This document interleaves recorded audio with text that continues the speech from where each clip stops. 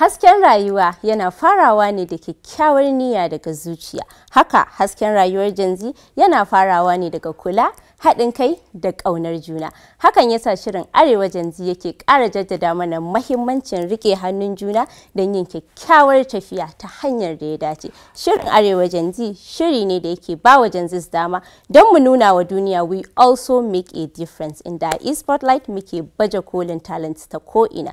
Bayan mun je Africa mun zagaya Africa in 60 seconds mun dawo muna cin birki a that one thing. Wato abu daya. Ku kasance tare da mu. Maryam Suleiman ne sunan. Jama'a maza da mata kamar kullun a goba da nema ba S-boy and na ɗaya daga cikin masu gabatar da wannan shiri na Arewa Gen-Z. Kamar kullun this show yana promoting, yana celebrating talent around arewacin Nigeria kuma muna tattauna muhimman batutuwa. Muna shigowa da manyan baki kamar yadda Maryam ta faɗa. That's one thing e-spotlight ana gani na suna daga cikin abubuwan da muke kawo muku a wannan shiri. So ku biyo mu, let's go. Tun da aka ga malama a tsaye akwai tips kenan. Our top 5. Wace wani din da? Our top 5 tips. And Gen Z's kuna ina. Today is financial. Tips guda 5 za mu bayar akan yanda zaka tattala kudinka ko kuma zaki managing kudinki. Malama is already standing. Okay, you can sit. I'm walking to my board. Kowa ya mai da hankalin shi. Alright, Gen Z, da fatan kowa ya shirya. Za mu dora da number 1 dinmu. Number 1, keep track of your spending. Number 2, always make a budget, of course. Number 3, read books about finance. Number 4, cut down your spending. Number 5, invest in yourself. Da fatan dai an ji. Zan ƙara bayani saboda me na san akwai waɗanda za su ci ba su gane ba. Amma yanzu malaman sun zama guda biyu. So na tabbatar za a gane. Over to you. Da ƙaramin malama da babban malami. Okay. Like you said, the first one, monitor your expenses. Of course. Dole ne kana an ce menene Hausawa suka ce wannan karin magana ba ka da gashin wacce kake kitson wanci. Babu yanda za a yi kana kashe kuɗi more than what you are earning ko kuma kana comparing kanka da waɗanda suka fi ka samu kuma dole ka dinga monitoring abin da kake kashe dole akwai abin da zaka dinga ajewa as your life kuma as your monitoring sai kai creating budget kaga budget din nan is a very good thing. The moment aka ce baka da budget Allah you don't have any plan. Kisa people some people think aka ce budget gwamnati kawai tun da gwamnati take budget kai ne ba za ka yi budget ba ka gane like you know someone like kamar yanda yake misali mutumin da yake da maybe 20,000 you just feel like why do I need budget for 20,000 shi ka let me just spend it ba haka bane no matter ko nawa kake da shi ko 5,000 naira za ka iya mata budget okay this is what I want to do zaka ga komai yana tafiya daidai. Number 3 this number 3 is very strong. Reading books about finance is shaking with everyone. You like, see, people don't like reading. That's the truth. But then Gen Z's we are trying, you know, reading books and everything. Well, sometimes it's not love books. You understand? So, ya kamata muke karanta littafai that has to do with finance. Zai taimaka maka zai ƙara buɗe mun mana kwakwalwar mu sosai akan. Kwarai da gaske. And madam, cut down spending.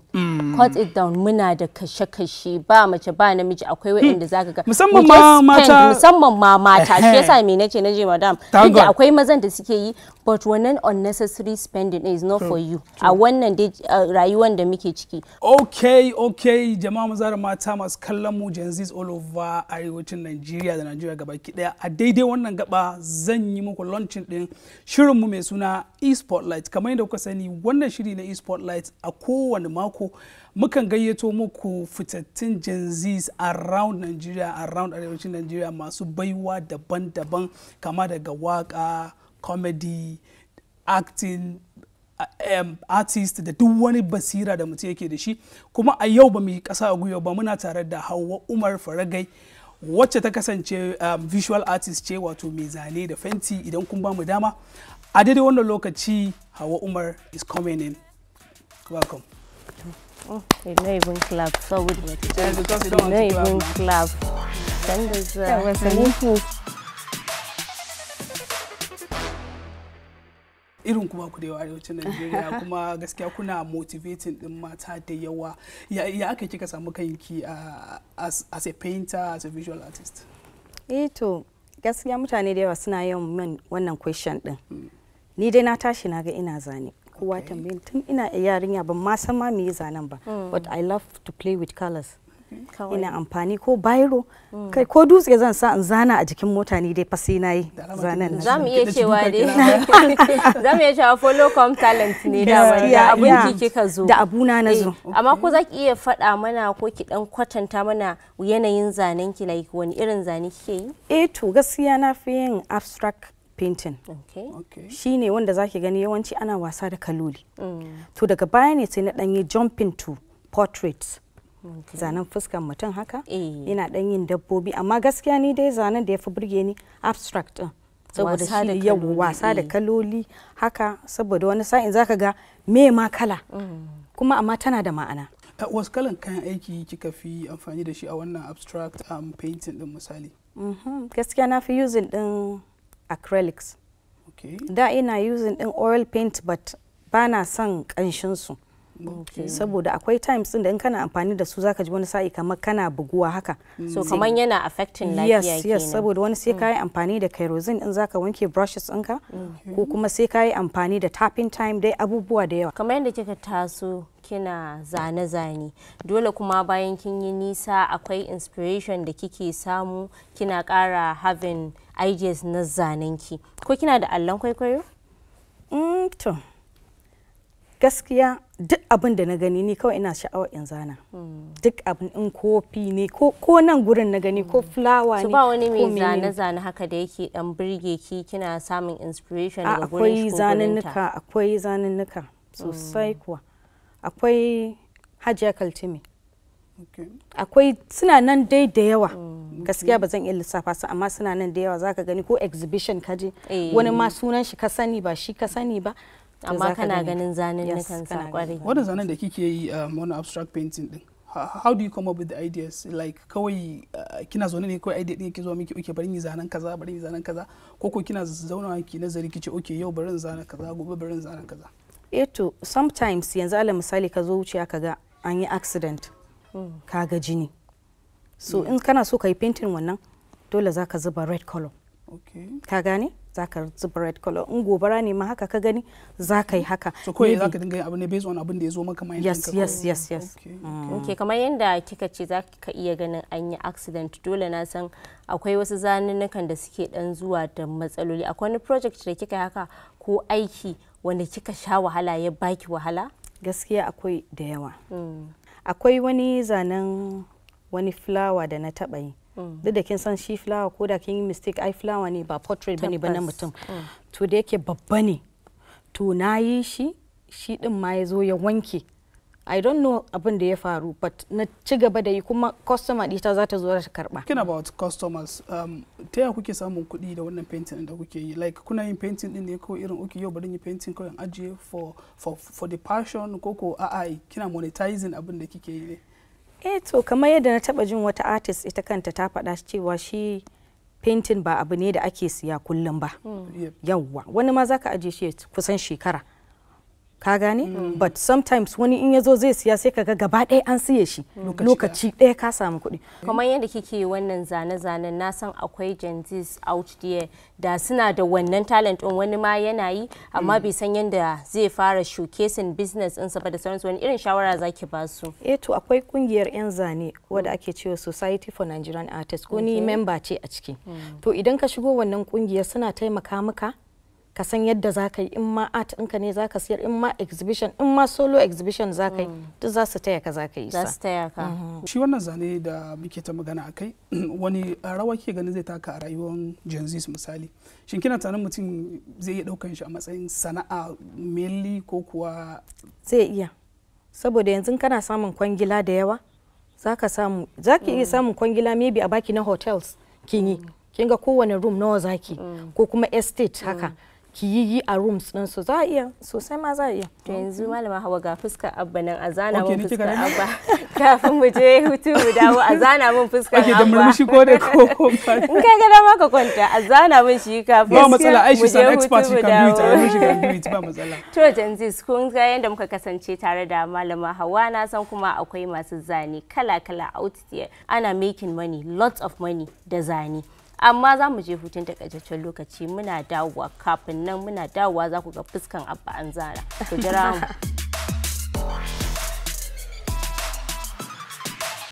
To barkanmu da dawowa a cewar kungiyar Wildlife Africa Fund kamar yadda jaridar Leadership ta tanadar kashi 66 na namomin daji a Afirka sun ɓace cikin shekaru 50 da suka gabata. Shin ina suka shiga?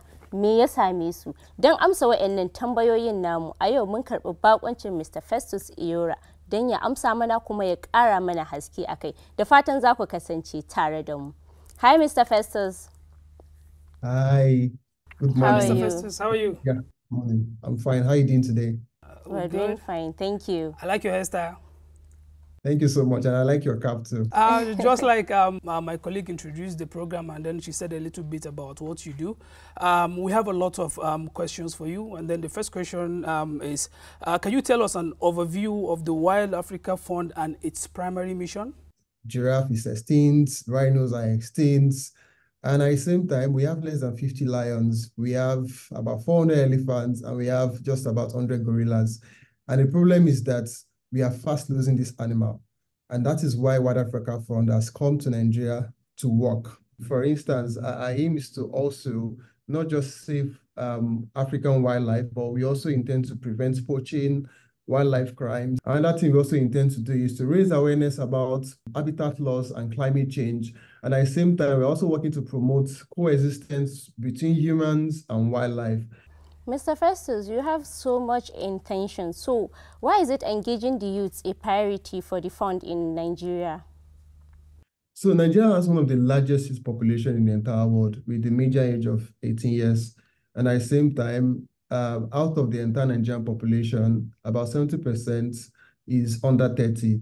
And I think about 42% is under 15. And what does this tell us? It tells us that the youths have the power to save our wildlife. And at the same time, in the next few years, in the next 10 to 20 years, the youths are the leaders of tomorrow. Even though that sounds cliche, they're going to be in position of authorities. We're going to have more youths becoming senators, governors, and they are going to be in key position of authorities. So what we are doing right now is to partner with them, or what we are doing right now is to ensure that we educate youths who do not have a strong opinion or who are not aware about the wildlife and forest we have here in Nigeria, who are not aware of the blessings that we have here in Nigeria, natural heritage. We are working with them to ensure that we educate them so that they are aware, so that by tomorrow, when they're in position of authorities, they'll be able to protect these animals that we are fast losing. As we all know, the youth are the backbone of each society. So my question here is, how can the youth contribute towards this mission of Wild Africa Fund? Again, like I said earlier, youth amplifiers of trends in Nigeria or across the world, not just in Nigeria. And you know, you are aware of this, especially in Arewa. You are aware that young people, whenever they want to raise awareness about something, they go on TikTok to majorly start a challenge, right? Let's forget about even the entertainment. Even when it comes to issues like justice, they go on TikTok, they go on social media to majorly start a trend, and from there we get to hear about them. We millennials, we do not really have the time and the bandwidth, the intellectual bandwidth to majorly rabble or to majorly dabble into social media. But young people, like teenagers especially, they have that capacity. We are working with them because in the next few years, we are going to be needing their assistance in different sectors, in the entertainment sectors, in the moving industry, and at the same time, even in the social space, like for the civil service, as you know, we are going to be needing them to majorly, we're going to be recruiting them to work with us and to save our wildlife. I believe that they might have the best idea we don't even know about, and that is why we are reaching out to them, and we would love to partner with them, because with them, the brilliant ideas can save our wildlife from disappearing forever. That's very good, Mr. Festus. So can you describe some of the programs or activities specially designed for Nigerian youths to get involved? Thank you so much. So currently we started the first ever animal show for children, or for young people, for kids, for teenagers, and for young people. It's called Dr. Mark's Animal Show. And by the way, it's currently showing on Arewa24 every Thursday by 7 p.m. So if you're not aware, please just tune in every Thursday by 7 p.m. You can watch it. So what this show does is that it focuses on the unique animals that are in Nigeria and in Africa generally. So for instance, people don't know that we have an animal called pangolins, right? And then through this show, we get to tell you about pangolins, their importance, their status in Nigeria, and at the same time, the problem affecting pangolins generally in Nigeria. So we have closed that gap by producing local shows, by working with a veterinarian and a conservationist in Nigeria in the name of Dr. Mark Ofua. Another thing we're also doing is that we have different short series we are partnering with different celebrities on. For instance, we have a show, we have a series with Lekon. Lekon is one of the biggest Nigerian musicians. We had that series where it's a four-part series where we just talk about the problem with bushmeat, why we need to stop consuming bushmeat, and why we need to ensure that we protect this animal so that they don't disappear forever. Because if we keep eating them as bushmeat, we're not going to see them again. Then we are also partnering with Emanuela. Emanuela is a teenager who is a comedian and also an actress. Mr. Festus, due to time factor, we don't really have much time left on this particular segment. Maybe I'm going to throw the last question for you. What messages would you like to send the youth of Nigeria regarding wildlife conversations and everything that has to do with it? Okay, thank you for your question. As we are right now, we are currently at a point where we cannot afford to lose our wildlife forever. So my message to youth right now is that they should take responsibility and they should partner with us to ensure that these animals are protected forever, so that they can show their children, they can take their children to Yankari Game Reserve, for instance, and show them that, oh, this is what elephants look like, this is what lions look like. We do not need to go to foreign countries like Kenya or South Africa before we can see this animal. We have this animal in our backyards. We have them in Borno State. We have them in Bauchi State, Yankari Game Reserve. And if we protect them as young people, we are going to enjoy them and we are going to have them forever with us. Thank you. Mr. Festus, thank you so much for having you here. We thank you so much, and we hope your fund will reach to where it's supposed to reach, and we are all going to contribute to it by God's grace. Thank you so much. Thank you. To Gen-Z, kun ji kuma kun gani. Namun daji nan da yawan mu wasu ma ba mu san su ba, mun saba ganin su a Facebook, mun saba ganin su a TV, wasu kuma zu ana dan samun su. Ina fata za mu ba da haɗin kai, mu ba da haɗin gwiwa ga wannan kungiya domin a samu abin da ake so. Wannan namun dajin da muka rasa a samu dawowar su, saboda ko ba mu ba generation din gaba su ma su amfana da shi. Za mu je hutun takaitaccen lokaci, da fatan za ku kasance tare da mu da zarar mun dawo. Welcome back. Mun dawo, da fatan kowa ya shirya, kowa ya haɗa jakar shi, da mun zo segment ɗin Africa in 60 seconds, kuma kun san yawo za mu je. Za mu zagaya Africa don mu ga 'yan uwan mu Gen-Z wani irin change suke kawowa a rayuwa, wani irin light suke kawowa da vibes ɗin da suke kawowa. Oga, ka shirya? Yeah, I'm ready. Kamar yadda kuka sani, Arewa cike take da talented Gen-Z, Nigeria da arewacin Nigeria gabaki ɗaya da Africa ma gabaki ɗaya. So a daidai wannan gaba za mu tafi mu je mu ga me Gen-Z suke yi around Africa, amma a cikin daƙiƙu 60 kacal. In ku shirya? Let's go.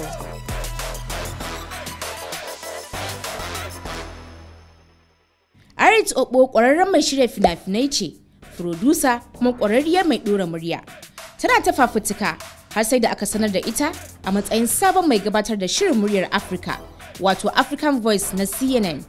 Obo, wanda ta yi aiki tare da Richard Quest a ziyarar da ya kai Najeriya a shirinsa na CNN Quest Business Traveler, ta kasance producer kuma mai gabatar da shirye-shirye a gidan talabijin na Ebony Life, kuma wanda ta ɗauki nauyin shirin ba da labari na yanar gizo Untold Facts, wanda the Initiative for Equal Rights TIAS ta shirya.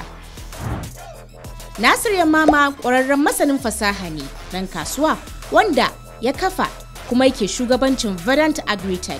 An haifi matashin ɗan kasuwan a shekarar 1990 a ƙauyen 'Yar Mama, Kamfanin Vedant Agritech na 'yar mama kamfani ne da ke samar da sabbin hanyoyin magance matsalolin noma.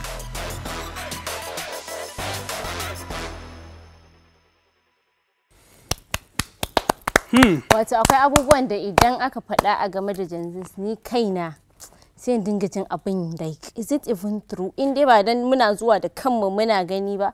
Kai Gen Z a very big shout out to all the Gen Zs around Africa, in Nigeria, gabaki them. Round of applause for them. Dun. What did you say? I think I said round of applause. Give you a round of applause. So our Gen Zs are doing a very, very wonderful job, and we are proud of you because innovations, kala, tunani kala, Gen Zs are into tech, into a lot of things, abubuwa daban-daban. So ba tare da ɓata lokaci ba za mu je bus stop ɗinmu na ƙarshe wato abu ɗaya that one thing. Abba, na san za a yi dariya. I know, because akwai abubuwa da dama da mutane za su canza a rayuwarsu. Ɗabi'a guda ɗaya da kake so ka canja. Me kallo ka yi wa kanka judgment kafin in dawo kanka. Kai ma kafin in dawo kanka ka yi wa kanka judgment ka cire abu guda ɗaya. I'm going to ask you also, Kema, you have to tell me. So, idan ku shirya mu je zuwa. Let's hear from Gen Zs. Yep.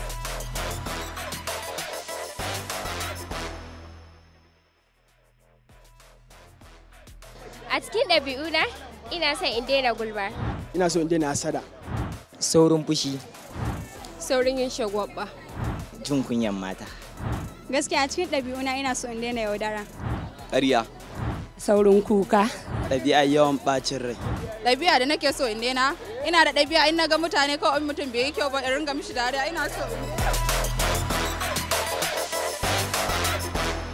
Lallai Gen Z mun ji naku kowa da abin da yake so da ya canja abin da kake so maybe shi wani shi kuma yake so ya canja. Yanzu kamar wancan yaron ta ce ita tana so ta canza shugaba akwai wanda ita kuma za ta so ta ga tana son wannan abu, you understand, because wani skill ne. Wani ya ce dariya kai amma fa dariya fa tana da daɗi a yi wani abu din nan kai. I think masu irin matsalan dariyan nan abun kukan ne bai zo ba. A'a Allah akwai wanda zaka ga ana yin abun kuka they'll be laughing. Allah is true. In maman mutum ta rasu dai dariya. So ki gani abun kukan ne bai zo ba. But then everybody I know people like that wanda kawai komai dariya. Wasu kuma kuka musamman mata. In mace ta zama tana kuka wannan su ma ga namiji na kuka. Wala dina. Okay, Maryam, ke yanzu. No, kai ne first. Okay, I want to change Aiki because I hiss a lot. I don't even know when I'm hissing. Sometimes I will just be hissing. I'll help you. Just I'll help you. Okay, no problem. There will be second world war. There will be third world war. Try it. Careful, what do you want to say? When it's for me, I think I'll go with that sister, Shogaba. Okay. I understand your pain, my sister. Let me tell you. Okay. Ba wai shagwaba ne like everyone kowa yana da shi. Yeah. Kowa yana, but there's this one thing kana yi a inda ma bai kamata ka yi ba. Ka gani? I think they don't gaba zamu na da jabar shirin mu. Da fatan kun ji daɗin kasancewa tare da mu kuma da fatan bakin da muka suko da shi suka tattauna muhimman abubuwa da fatan sun yi motivating ɗinku kuma mun ilmantu da su ga baki ɗaya a daidai wani lokaci zan je dan sha wancan abun kwaɗayin ba ta kulle mu. Kwaɗayin yado ya yi ƙoƙari yau kuma za ku shaida. Abba yau bai sha komai ba bai ci komai ba sai a ƙarshe kamar yadda ya faɗa mun riga mun zo ƙarshen wannan episode ɗin na wannan makon sai kuma wani makon idan Allah ya kai mu. Kar ku manta social media platforms ɗinmu suna nan ku yi following muna posting ai mana liking drop your comments ra'ayoyinku abubuwan da kuke so duka da sauransu duka muna jiran ku sai da ku sannan za mu ci gaba kamar yadda ake faɗa sai da mu gabaki ɗaya. A daidai wannan lokaci my drink is getting warm so sai mu haɗu da ku a wani sati mai zuwa insha Allah with brand new episodes sababbin baki sababbin topics and everything. Ka kuma ta S-boy ne? Bye.